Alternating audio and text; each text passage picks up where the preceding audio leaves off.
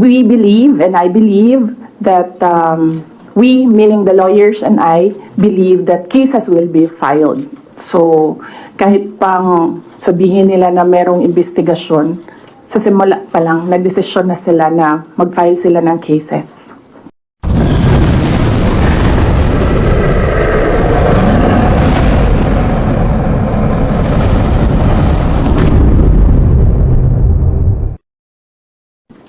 And then, with regard to patas, I don't think magiging patas itong investigasyon na ito dahil kung nakita nyo naman yung mensahe ng Pangulo na sinabi niya na ganitong kriminal na mga, sorry hindi ko maalala yung exact words na sinabi, pero sinabi niya ganitong mga kriminal na ingest.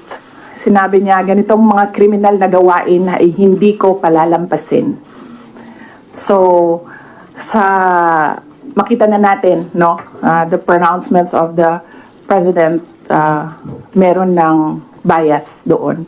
And kung nakita nyo rin yung interview ng isang USEC ng Department of Justice, sinabi niya, a threat is a threat. Well, if you're a lawyer, you would argue na no. There's several kinds of threats. But nakita nyo na doon pa lang sinabi na niya kung ano yung position niya. At as a USEC of DOJ, we expect that that is the position of the Department of Justice. So kahit pa man pumunta ako doon, hindi ako pumunta doon, we believe, and I believe, that we, meaning the lawyers and I, believe that cases will be filed. So, kahit pang sabihin nila na merong investigasyon, sa simula pa lang, nagdesisyon na sila na mag-file sila ng cases. Ma'am, clarification lang. Nabanggit niyo po, nagpadala kayo ng letter. Aside from that, magbibigay po ba tayo ng affidavit or statement po? Hindi na. Tinanong ko sa lawyer kung idadagdag ko pa ba yung affidavit ko. Sabi niya hindi na daw kasi nilagay ko naman na doon sa letter, nilagay ko na doon sa letter kung ano yung sasabihin ko sa affidavit. Thank you, ma'am. Thank you. Another follow-up. Good afternoon, Ma'am Celerina Monte from NHK. You have mentioned that parang there are already biases on how the government or the DOJ treat your case. So what would be the worst case scenario na nakikita ninyo na maaaring mangyari sa inyo? Okay. Ang worst case scenario, thank you, Ma'am Cel. Ang worst case scenario na nakikita namin is removal from office, impeachment, and then patong-patong na mga kaso, multiple cases to be filed, which the lawyers already told me to expect as well. That is why I just decided not to go to the NBI because clearly the pronouncements of the President and the USEC of DOJ point to cases to be filed. So meron, parang may nag-raise before that it could be like a violation dun sa anti-terrorism law and plunder, which are non-bailable offenses. So, could that be part of the worst case scenario na hindi kayo i-arrest kayo just in case and no bail? Yes, that could be as well. That is a possibility, ma'am, for cases that are without bail.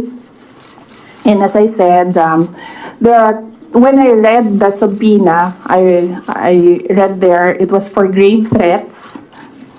Na hindi naman grave threats yung ginawa ko under the revised penal code, and it was for anti-terror law. So napaisip ako, bakit anti-terror law ang iniimbestigahan nila? And then it's not the first time that I've heard of the anti-terror law used against a person. So the first time I read about it, they used it against Congressman Arnie Teves. So I inquired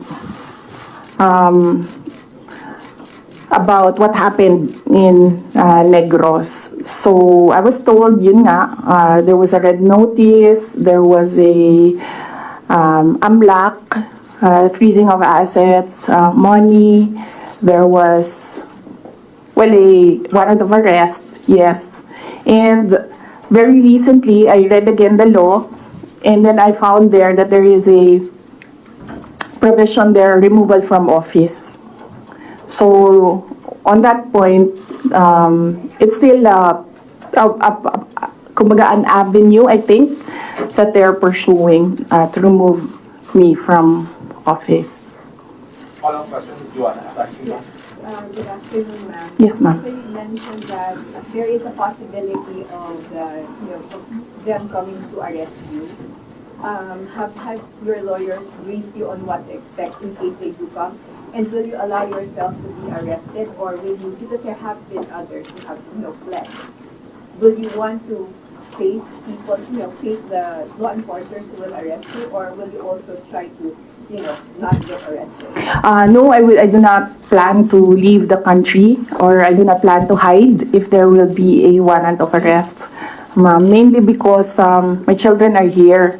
So if I am detained, I want to be able to still see my children.